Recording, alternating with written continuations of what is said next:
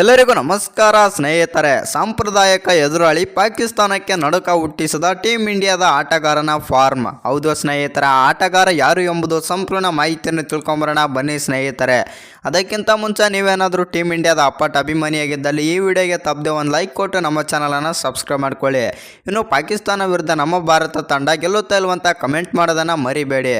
ಇನ್ನು ಜೂನ್ 7 ಶುಕ್ರವಾರ ICC T20 ವಿಶ್ವಕಪ್ 2024 ಲೀಗ್ ಹಂತದ 19ನೇ ಪಂದ್ಯ ಜೂನ್ 9ರಂದು ಭಾರತ ಮತ್ತು ಪಾಕಿಸ್ತಾನ ಮುಖಾಮುಖಿಯಾಗಲಿವೆ.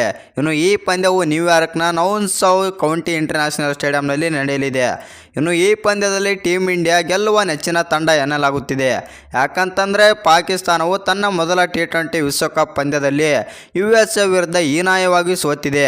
ಇಂತಹ ಪರಿಸ್ಥಿತಿಯಲ್ಲಿ ರೋಹಿತ್ ಶರ್ಮಾ ನಾಯಕತ್ವದ ಟೀಮ್ ಇಂಡಿಯಾ ಎದುರು ಪಾಕಿಸ್ತಾನ ಜಯಿಸಲು ತುಂಬ ಕಷ್ಟಕರವಾಗಿದೆ. ಹೌದು ಸ್ನೇಹಿತರೆ, ಮತ್ತೊಂದೆಡೆ ಟೀಮ್ ಇಂಡಿಯಾ ಸ್ಟಾರ್ ವೇಗಿಯ ಮತ್ತು ಸ್ಟಾರ್ ಆಲ್ರೌಂಡರ್ ಆದಂಥ ಹಾರ್ದಿಕ್ ಪಾಂಡ್ಯ ಫಾರ್ಮ್ಗೆ ಮರಳುವುದು ಪಾಕಿಸ್ತಾನಕ್ಕೆ ನಿದ್ದೆಗೆಡಿಸಿದೆ. ಇನ್ನು 2024 T20 ವಿಶ್ವಕಪ್ ಆರಂಭಕ್ಕೂ ಮುನ್ನ ಹಾರ್ದಿಕ್ ಪಾಂಡ್ಯ ಫಾರ್ಮ್ನಿಂದ ಹೊರಗುಳಿದಿದ್ದರು.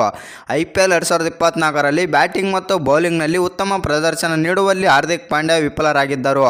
ಹೀಗಿರುವಾಗ T20 ವಿಶ್ವಕಪ್ನಲ್ಲಿ ಟೀಮ್ ಇಂಡಿಯಾ ಪರ ಹಾರ್ದಿಕ್ ಪಾಂಡ್ಯ ಹೇಗೆ ಬೌಲಿಂಗ್ ಮಾಡುತ್ತಾರೆ ಎಂಬ ಅನುಮಾನ ಕೂಡ ಮೂಡಿತ್ತು. ಇದೆ ಹಾರ್ದಿಕ್ ಪಾಂಡ್ಯ ಬೌಲಿಂಗ್ನಲ್ಲಿ ಪ್ರಾಬಲ್ಯ ಪುನರಾಗಮನ ಮಾಡಿದ್ದು ಮಾತ್ರವಲ್ಲದೆ ಬ್ಯಾಟಿಂಗ್ನಲ್ಲಿಯೂ ಅಬ್ಬರಿಸುತ್ತಾ ಇದ್ದಾರೆ. ಬಾಂಗ್ಲಾದೇಶ ವಿರುದ್ಧದ ಅಭ್ಯಾಸ ಪಂದ್ಯದಲ್ಲಿ ಪಾಂಡ್ಯ ಬಿರುಸಿನ ಬ್ಯಾಟಿಂಗ್ ಪ್ರದರ್ಶನ ತೋರಿದರು.